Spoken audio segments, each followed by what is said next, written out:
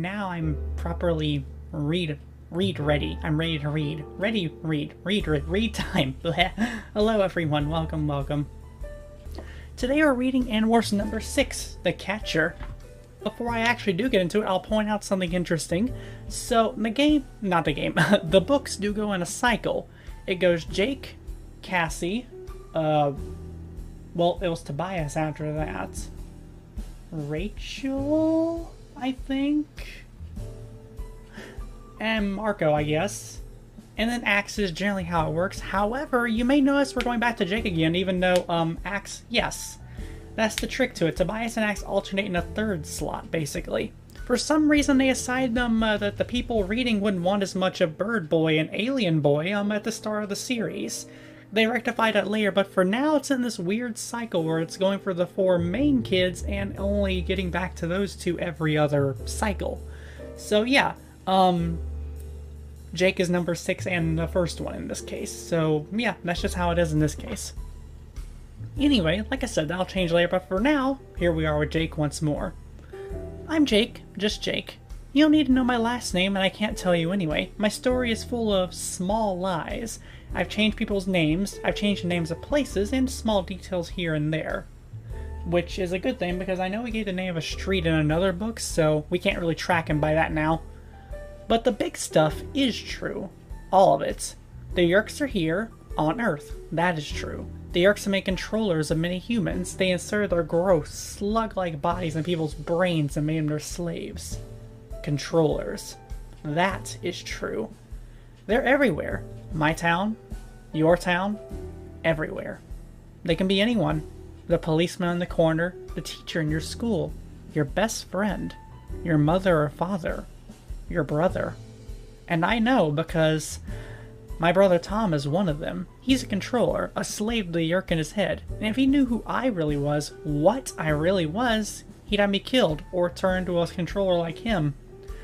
That's what my world's like now, a world where the enemy is everywhere, even sitting across from me at the breakfast table on a Saturday morning, which is when this part of the story begins.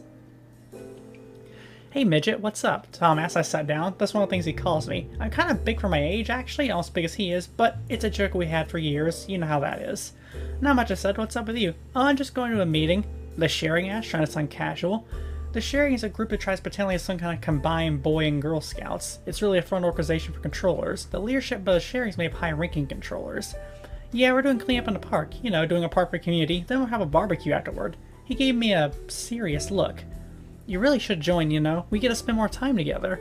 And I felt a wave of sickness. I tried to show it. It wasn't Tom talking. It was the Yeerk in his head. The Yeerk who wanted to take my body and use as a host for one of his fellow slugs. As I sat there across from him, I was trying to decide something. Trying to decide whether I should have to ever destroy him. Destroy my brother, who isn't his brother. Not anymore. Maybe I'll join one day, I said. Like when hell freezes over, I added silently. I poured myself some more Wheaties and milk. You gonna be out for a while? All morning, Mom and Dad are playing tennis. You have the house for yourself. Throw a party. Uh-huh. I smoothed up some cereal. It's hard not to yell at him and just let him know that I knew what he was. What he was doing. Or at least some of what he was doing. I'd been spying on my brother. He was rising fast in leadership. He was a very low controller. The Yeerk in his head had been promoted. And he was involved in some new plan, a big plan, one I had to stop, even if... Well, take it easy, midget, Tom said, something he always did. You too. I wait till he's gone, and I was alone. It was time.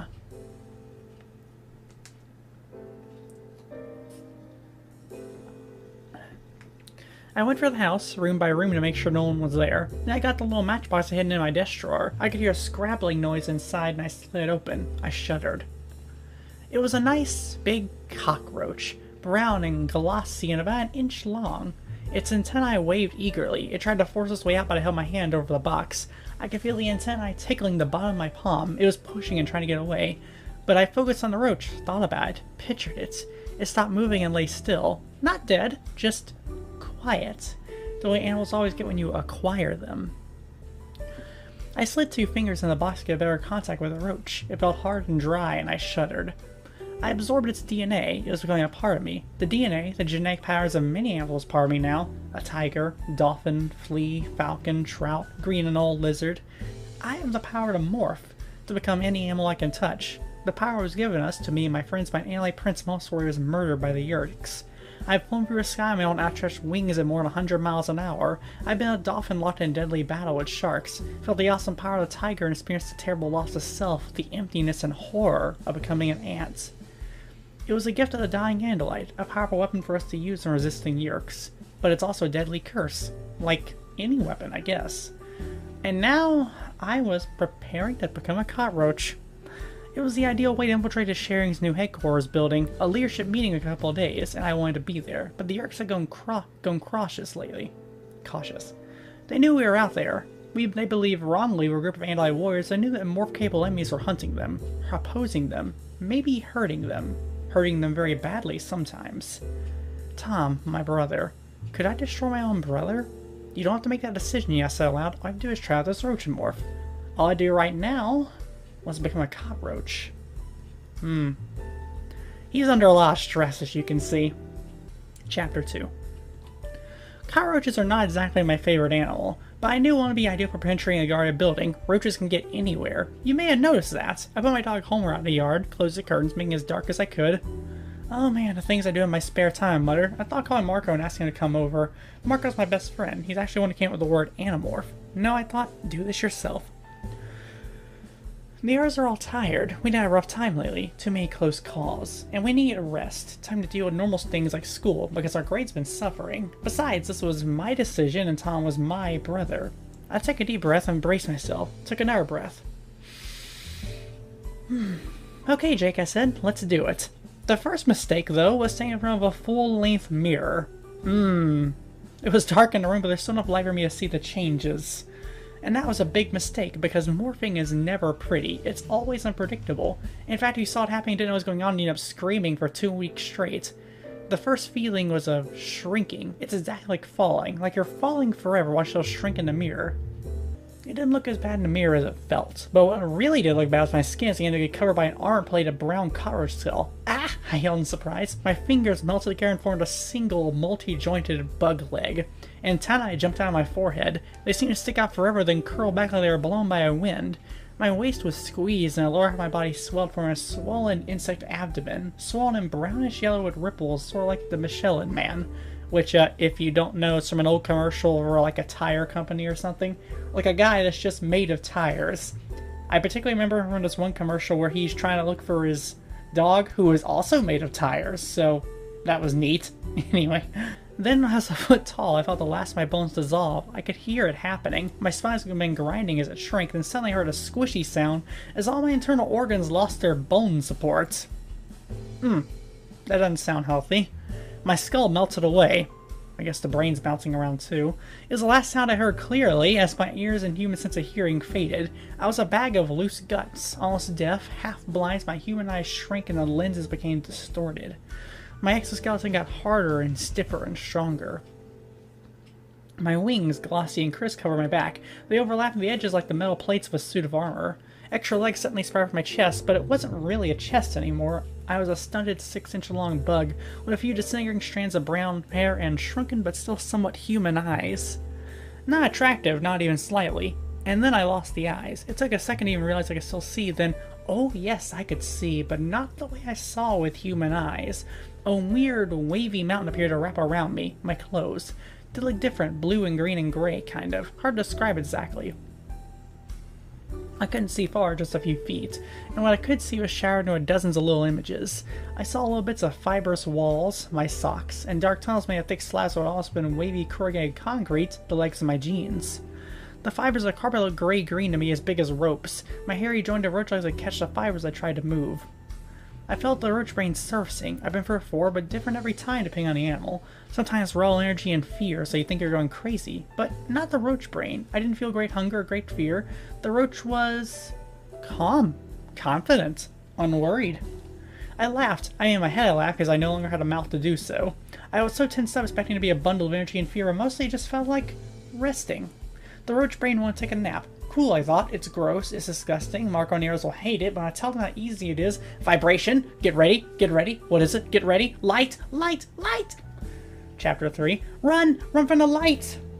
Imagine being one of those race cars in Indianapolis 500. Now imagine instead of sitting in one, you're strapped face down underneath one. Your nose about a tenth of an inch from the road and you're going 180 miles an hour. That's what it was like when I ran. My roach legs powered like something from a Roadrunner cartoon. I blew out from under the folds of my own clothing and blew across the carpet. I was rocket propelled.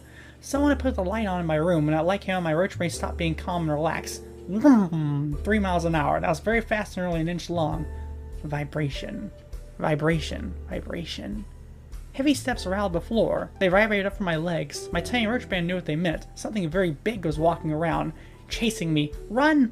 Zoom across the carpet, suddenly a wall. Up, left, right, which way? Vibrations. Wait, a crack. Not much of a crack, just enough space to slip a quarter through. No way I could fit. Or could I? My underside scraped the floor. My hard brown wing cover scraped the bottom of the baseboard, but I barely had to slow down. I was in the wall. Ha! The big things that rattled the floor would never catch me now. I was safe. A nail as thick as a tree trunk stuck out from wood, and I went around it. I love how he just refers to humans as the big things that rattle the floor. That's all they are to cockroaches. On the other side of me, I saw bright straight lines of light that seemed to go on forever. There were cracks beneath the baseboards. To one side, a thick, shiny slab with irregular edges intruding in the wall, the edge of the kitchen linoleum. High above, I could see other lights more circular and dim. These were holes where pipes entered the wall. Ah! Something moving, close by. Oh, gross, a cockroach! Wait. Get a grip, Jake, I told myself. You're a cockroach, too. But still, you don't want to be face-to-face with a roach as big as you are. I mean, he was literally at eye level. The roach's antennae felt me sweeping over, tangling briefly with mine. We said hi, or at least the roach version, but not really a hi. It's more like, oh, you're a roach too. You're not a problem. Now, the darkness inside the wall felt calmer. The electric fear was gone. The softness of the light had been the problem. That and vibrations. I could still feel them, but they were different, further away. Okay, I had enough of being a roach. It's time to get somewhere safe, demorphed, and find out who had been in my room. Why was someone there? A few minutes earlier, they would have caught me and been more stupid of me. Stupid, stupid. Where could I go demorph? The garage? Yeah, there weren't any mirrors, and I was sure I didn't want to watch myself do it again. For the kitchen, not for the back door, that was the way. I went to a bright crack ahead of me, the kitchen. I scampered up the ledge of the linoleum. I stuck my head and antenna out beneath the baseboard. The vibrations were all far away, in some other room. I emerged in a crack, and over my head was an incredibly high canyon. It went up and up far higher than I could see. 2 parallel walls just a few body lengths apart. Of course, the refrigerator. I was behind the refrigerator. On one side of the canyon was the kitchen wall, and the other side was the back of the refrigerator. Someone really should sleep back here if there are dust bunnies the size of couches. But no problem, I was getting the hang of it now. Follow the baseboard to the next wall, turn right, there'd be the door. No problem, I was in charge. Some big barn-like structures ahead, looking at old-fashioned covered bridges. Probably an old matchbox. I went in, trying along my 6 showing legs, but suddenly I wasn't moving anymore. What the? I tried to run. I was stuck. I tried again. One leg was free, but the others were frozen. What was? I felt around my antennae, but now those were stuck too. I couldn't move. I couldn't move at all. I was trapped. Chapter 4. So, Rachel demanded, what was it? How'd you get trapped? I bet I know, Marco said, grinning sardonically, which is the only way he knows how. Jake checked in, but he couldn't check out. I nodded. Roach motel. I stepped in a stupid roach motel. I ran right into sticky paper, and man, I could not move. It was very frustrating. You know, you could do commercials for a roach motel company, Marco suggested. Take her or me, Roach Boy. These things really work. It was later in the day and we were in Cassie's barn. Rachel, Marco, Tobias, Cassie, and me. As usual, the place was filled with wire cages, and the cages were full of animals. The rabbits, foxes, baby deer, eagles, opossums, mourning doves, all injured and sick. Some were feisty and ready to be released. We were lounging on bales of hay and piles of feed sacks, except Tobias up in the rafters high overhead, and Cassie was feeding the animals. Everyone seemed to think my spirit was funny, except for Cassie. She was the only one not smiling and gave me a very disapproving look. Jake, you should know better, of all people. She was right, I knew she was, but that just made me stubborn. Look, I was just trying it out to see if it'd be good for us to use. She didn't buy that. She put down a bucket she's carrying, took off her heavy work glove. She came and stood about a foot from me. She stuck her finger in my face. Uh-oh, Marco whispered. Jake's in trouble. Big time, Rachel agreed. Jake, don't you ever do that again. Now, you're sort of the one in charge, but I'm telling you, don't ever do it again. Don't try something new more without one of us there. Do you understand? Cassie, I was just... No, don't tell me what you were just. Don't ever do it again. Jake, I think this is the part where you just say, yes, ma'am, Tobias said, and thought speed comes with being an amorph. On my head. Okay, Cassie, I'm sorry. Rachel whistled appreciatively. This is a new tub for Cassie. I approve. I remember she used to be so sweet, Marco said. I know her voice could even sound like that. Plus, look, now she comes with Kung Fu grip. Cassie ignored them, gave me a private look just between the two of us. I knew what it meant. It meant, I care about you. Don't be dumb. And the look I sent her is, I know, I care about you too. And I know that sounds corny, but give me a break. We've been through a lot, Cassie and I. And all of us. We've grown pretty close. To me, Cassie is an amazing person. For one thing, she has all kinds of responsibility. Her barn is actually a wildlife rehabilitation clinic. Her parents are veterinarians and her dad runs a clinic as a way to help injured animals. Everything from seagulls to skunks. And Cassie helps with all the work except doing the surgery. But I bet she could do that too. And as for how she looks, well, she's very pretty, kind of short. She only comes to my chin, but I am fairly tall. But not when she's one of those wimpy looking short girls, you know? Not all prissy looking. She's strong. Mostly when I picture her, I think of her wearing overalls and boots and because of working in the barn so much. I guess most guys say Rachel's prettier. I don't think of her that way because she's my cousin, but she does have kind of like this blonde supermodel look. Not that she acts like Miss Fashion, just the opposite. And there's danger, she'll be right there, usually a few steps ahead of everyone else. Marco says Rachel's enjoying it all, that she's glad it all has happened since the night we saw that damaged spaceship. Marco refers to her as Xena, warrior princess, but that's Marco. For him, everything's a joke. Except for his family, or what's left of it. Marco's small, with dark eyes and dark, long brown hair. Cassie says a lot of girls think he's cute, but I wouldn't know. Most of the time, Marco and I don't get along. He says I'm too serious. I think he's a little too immature. We disagree about everything. What are you gonna do with a guy like that? We get on each other's nerves a lot. We're also best friends and have been since we were babies. I would do almost anything for Marco and he'd do the same. And he would complain the entire time because, oh man, the guy can complain when he wants to. The last member of our original group is Tobias.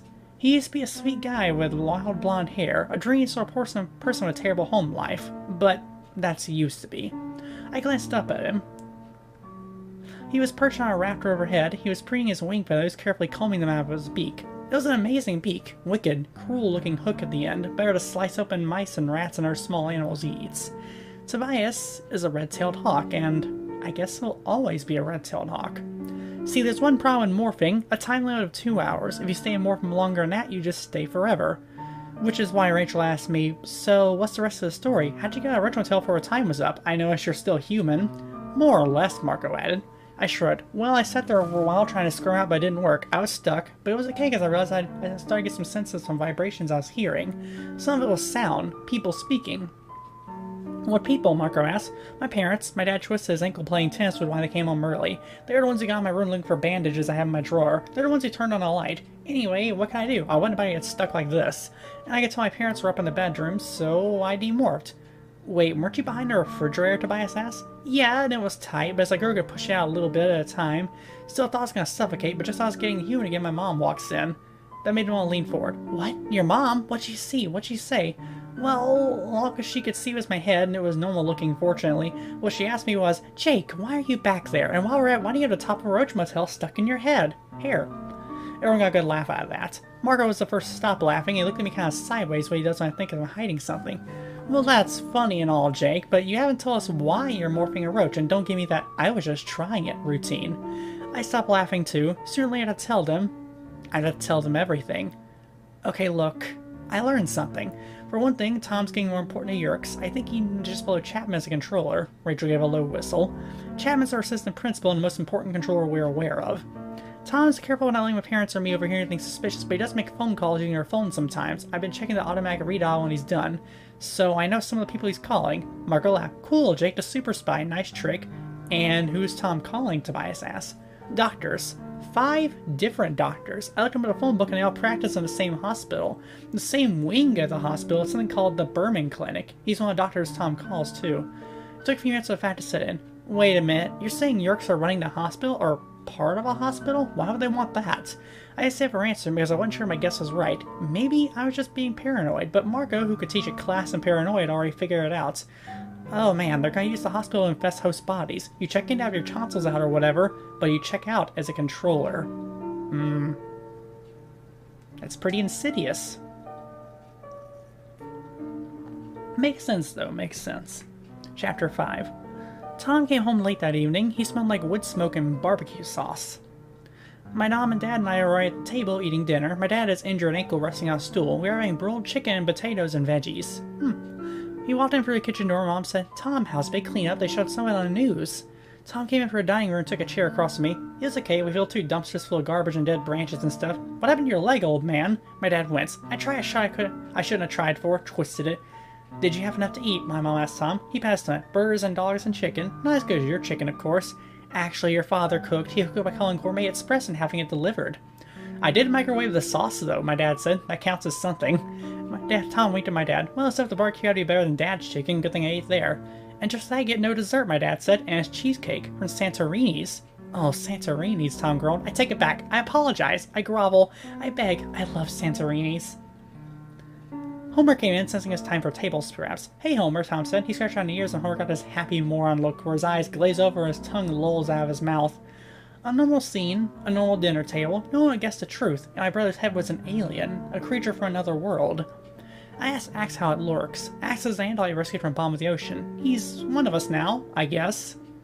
Anyway, I asked him how the Yerk slug lives in a person's head, and he explained it to me how they can flatten their slug-like bodies, sink between the crevices and cracks of a person's brain, how they melt like a liquid in every available space and wrap their bodies around the brain and attach their neurons to their human neurons. And Tom must have noticed me staring at him. What's your malfunction? I snapped out of my daze. What? Nothing. I was just thinking of something. You were staring at me. You're staring at my forehead. I forced to laugh, my mind racing with a joke. Really? I thought I was just staring at empty space. But you know, empty space, your head. What's the difference?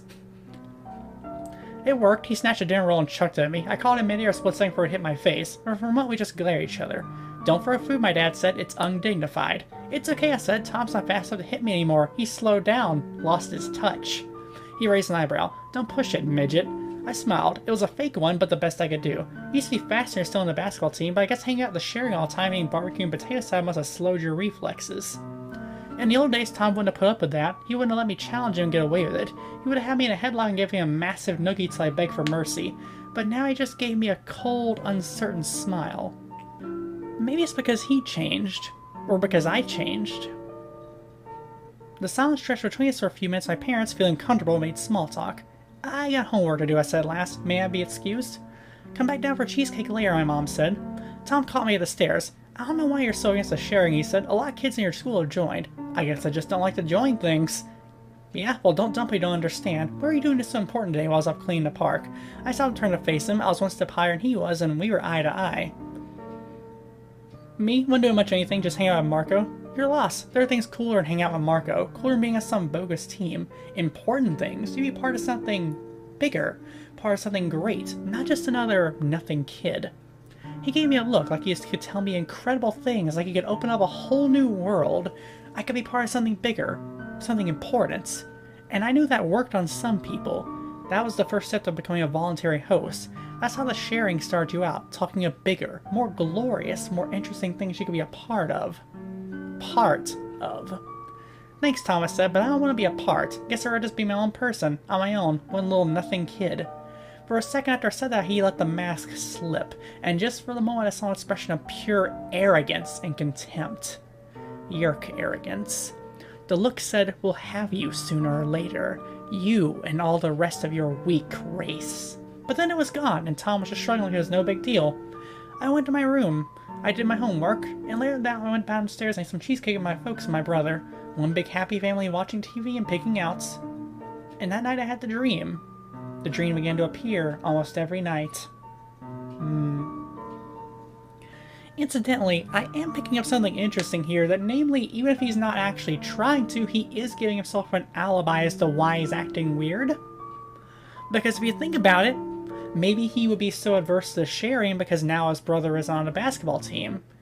And he isn't, you know, someone he can look up to anymore in the same sense. His brother's changed, become different. And maybe, as his little brother, he doesn't like that. Maybe that's why he's so averse. That sort of thing. Plus there's all the jazz about him not being as good or fast or whatever as he used to be, which would, you know, be something of a... would make sense if he really was angry about that happening. It's like, oh, look at him, he's gotten worse. He's not as cool as he used to be. He's not the brother I used to know, that sort of thing. So even without him knowing the truth, there's something there. And I think that's pretty interesting. He has an alibi of sorts if you think about it. But, anyway, Chapter 6. I can't believe we're actually going to practice a morph, Margaret said. We never practice, we just do it. It's a huge disaster to try and deal with. We need to practice, I pointed out. We're going in as spies, we're going to do this thing to try and hear what they're saying. It takes a while to learn how to use our senses to understand sound. This would be a great horror movie, or at least a book, Margaret said. Roachman. We were at Marco's new apartment, the first time we ever used it. Probably because now that Marco's dad was back at work, they moved to a better place. I guess Marco used to be embarrassed over his old one. In fact, his dad was out working late at his new job. I hope the job would last. He'd been carrying a big load of family problems for a long while. Is it possible to die of total willies? Cassie asked. I mean, do you think we someday just gross ourselves right out of existence? I don't even like touching a cockroach. How am I going to stand becoming one? Just don't be near a mirror and don't look at each other. Are these creatures frightening to humans? Axe wondered.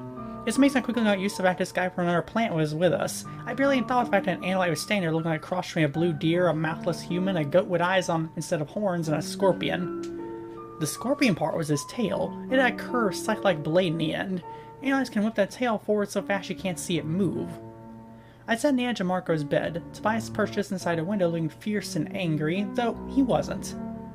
Speaking of odd things I was used to, I mean, I was there with an alien, my cousin, my best friend, Cassie, and they're all ready to become roaches, except for Tobias. And weirdest of all was, that doesn't seem weird anymore. I watched the Animorph and I looked away again to get disgusting. When I looked again, there were 4 cockroaches on the carpet. Okay, Marco thought spoke to me, we're bugs, let's get this over because I tell you, I have a major urge to step myself. Okay, can you guys hear me? Go ahead, we're ready. Say something, Marco thought spoke. I couldn't tell which roach was him because they all look alike. Well, to be fair, even if you could recognize different ones, they're all morphing probably the same roach, so that makes sense. Hello, I said loudly. Wait, I felt something, Cassie said. Tobias, tell them that was me. That was Jake. He said hello. Okay, do it again. Say hello again. Hello. Yeah, I got some vibrations there, Rachel confirmed. Hello. That sounded like hello, Cassie said. Jake, Marco asked. Say I'm a huge dork. I'll see if I can understand it. You're a huge dork. Very funny. I couldn't actually hear you, but I know you. We spent about an hour with Marco, Rachel, Alma, Cassie, and Axe learned to translate vibration to human speech. They were keen to learn the item when I was stuck in a roach motel. When I demorphed, I looked away again. My dreams had been weird enough. I didn't have any help having nightmares. Cassie's the best morpher in the group, even better than Axe, who was an Andalite after all. Usually she can kind of control the process a little. Once her morphing bird, she managed to turn totally human stuff for keeping huge bird wings for a few seconds. That was really cool, but even Cassie couldn't do anything to make a roach attractive. It was disgusting, flat out. You have such wonderful animals on this planet, Axe said when he turned to his normal form. Not that his normal form looked normal compared to us staying there in Marco's bedroom. Cockroaches are not wonderful, Rachel said, shuddering. I mean, I'm sorry, I just don't like those bodies. They're easy to handle, though, Marco said, not like ants. We all changed the look. We had a very bad experience with ants. That was one morph no one was going to be repeating. You know, this mission doesn't really require all of us to go, I said. Look, I just said roaches are disgusting, Rachel protested. I didn't say I didn't want to do it. We need to know what's going on. The best way to do it is to crash this meeting, and the best way to do that is with roach morphs, in the discussion. She looked around as if daring anyone to disagree. Yeah, but I could do it alone. What's going on with you? Rachel asked. You know with the 5 musketeers, all for one, one for all? 6 musketeers now, she corrected, looking at Axe. What are musketeers? No one answered him. They're all looking at me like I've done something wrong. No one might be all for staying out of trouble, but I'm curious why you're acting this way, Marco said. It makes sense, one of us can go it alone. Are you worried about Tom getting hurt? Cassie asked. Count on her to figure it out. I looked down at the ground. Look, he's my brother, you guys are my friends. What if we get into it when it comes to a fight? Marco raised his eyebrows thoughtfully. He understood. Well, we don't hurt Tom, that's the first thing. It's not that simple. He's involved in this big time. He's one of them, and he would kill any of us. I hated having to say it, but it was true. Not Tom, Tobias said. The thing that lives in his head, but not Tom. I sighed. I had this dream. I almost stopped talking right there because I'm a fool bringing it up. I know it's stupid. I know dreams don't mean anything, but I had this dream a couple of times. So, tell us. Okay, but don't laugh. In the dream, I'm in my tiger morph, and I'm stalking Tom, following him, on his trail. I'm feeling the tiger's eagerness. You know, that predator feeling. The hunger. The desire to kill. Tobias turned his head away, and I knew why. Tobias the predator now, he felt that eagerness, that desire every day. This still bothered him, I guess. He'd always been such a gentle guy, back when he was fully human. Anyway, in the dream I'm hunting my brother, only when I get close he turns around, and it isn't Tom anymore, it's... I stopped myself before I finished the sentence. I already knew I said too much.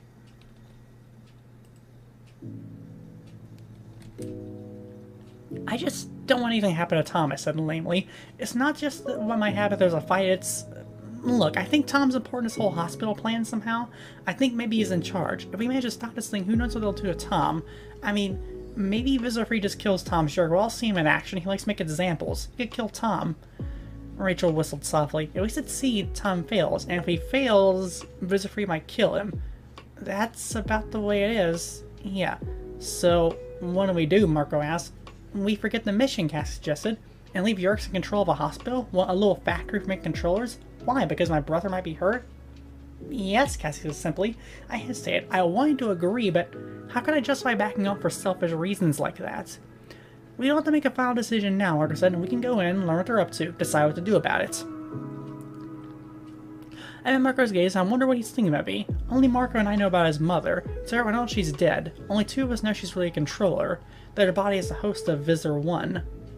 Marco, of all people, understood what I was dealing with, and he gave me a way out of deciding. Well, for now. Yeah, I said, nodding. Marco's right, it's just a spy mission. Playtime decided to do, and we know more about what they're up to. I should have felt relieved, but I didn't.